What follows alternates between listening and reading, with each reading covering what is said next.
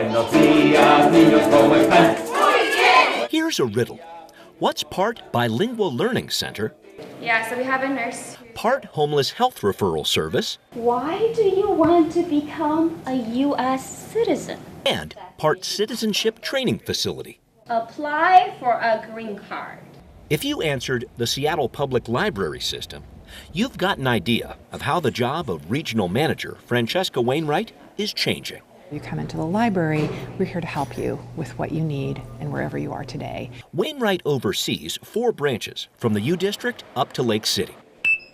She says the library system's prime function is still checking out items, 12 million of them to more than 17 million in-person and online visitors last year. What's this word right here?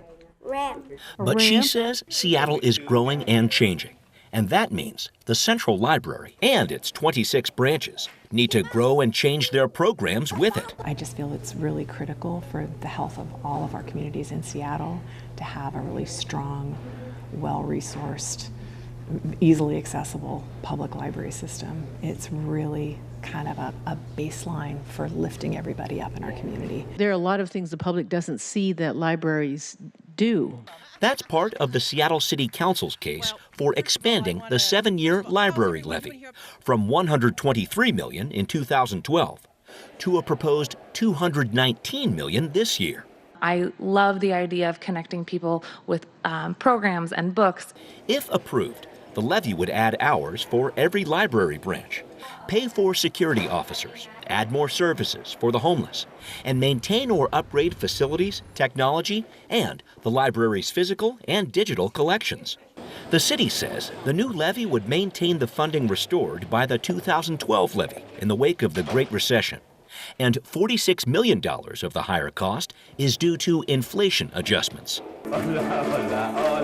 The levy would expand upon or add new bilingual play and learn programs at 6 locations citywide, and would allow libraries to stop charging overdue fines. I really do support the elimination of fines. Experts say fines are not a stable source of revenue, and when they get so high they block off a patron's access, they can have a negative impact on low-income residents who may need services from the library the most. When we use late fees to raise funds to pay for library operations, we disproportionately impact those who can least afford to pay those fines. The move to get rid of fines on overdue items, though successful in other cities, has raised some concern on the council. Wiping them all out to even for people that are willing and of higher income or higher affluence, to me, I question whether that was the right method. But that's not what Chris Lehman is worried about. I'm not sure I'm going to vote for this levy. Lehman, who led the failed opposition campaign against the 2012 library levy,